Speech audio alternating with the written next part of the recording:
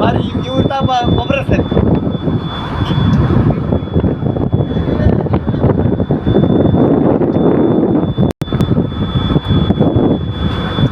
சரி ஒன்னே எடுக்கல, கப்பல் எடுத்தேன்.